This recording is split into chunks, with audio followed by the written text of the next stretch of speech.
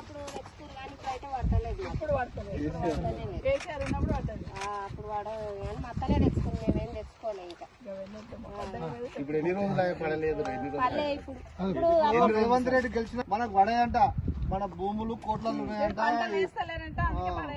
పంటలు చూపిస్తాను, పంటలు చూపిస్తుంది. వాళ్ళు ఎవరైతే పంటలు పెడతారో వాళ్ళకి వచ్చిందమ్మా. అందుకే మరి మీకు వచ్చాడు రేవంత్ రెడ్డి గారి ప్రభుత్వం. రంగారెడ్డి జిల్లాలో దాదాపుగా 19 మండలాలు, మేడ్చల్ అండ్ రంగారెడ్డిలో కలిపి 19 మండలాలకు సంబంధించిన పొలాలలో రైతులకి రైతు బంధు అనేది ఆపేసి ఉన్నాడు. హైదరాబాద్ రంగారెడ్డి అనగానే మొత్తం రియల్ ఎస్టేట్ ఉంటుందనే పిక్చర్ ఇవ్వాలనే ఆలోచన చేస్తూ ఉన్నారు. కానీ నిజంగా రంగారెడ్డిలో కూడా నిజమైన రైతులు ఉంటారు, రంగారెడ్డిలో కూడా వ్యవసాయం చేసుకుంటారు. నిజంగా గమనించిన నాయకుడు ఎవరంటే కేసీఆర్ గారు. రంగారెడ్డి మొత్తం భూములు అమ్ముకున్న ఉంటారు. చాలామంది పేదవాళ్ళు కూడా కూరగాయలు పండించుకుంటారు.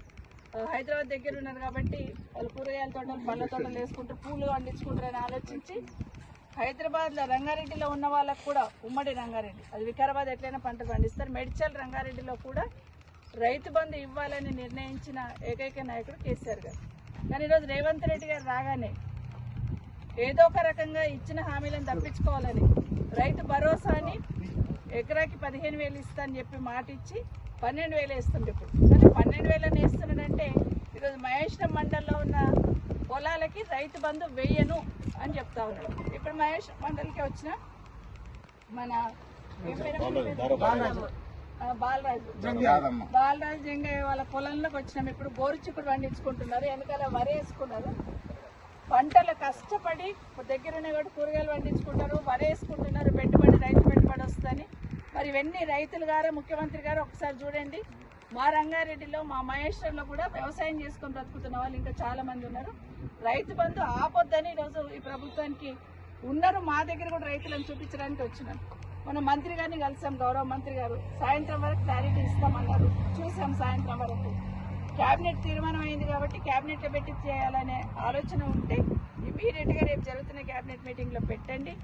పెట్టి ఇక్కడున్న రైతులకు కూడా రంగారెడ్డి, మేడ్చల్, సంగారెడ్డి ఈ 3 జిల్లాలకు సంబంధించిన రైతులు దాదాపు 2 లక్షల ఎకరాలకు సంబంధించిన భూమికి సంబంధించిన రైతు బంధు వేయాలని ప్రభుత్వాన్ని డిమాండ్ చేస్తుంది.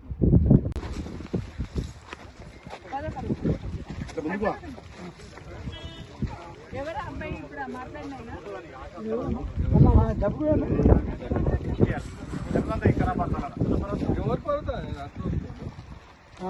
ఎవరు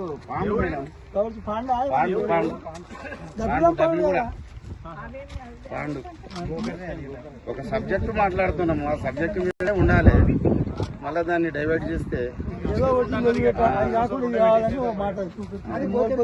నేను పెట్టుకోకుండా వద్దా, ఎవరు వద్దన్నారు? అలా మేము స్వయంగా తెల్లందాకా వస్తామా 10,000 అట్లా వస్తామా కరెక్ట్ గా వచ్చిందంటే ఖర్చులు ఎక్కడ అక్కడ 8,000 10,000 వస్తాయి. ఓరి 30 బస్సులు అట్లా వస్తాయమ్మా. ఎకరాకి 25 అమ్మ 25 తప్పింది కదా. రైతు ప్రస్తుతం ఒకటే ఉంటుంది, రైతులు ఏం రావు.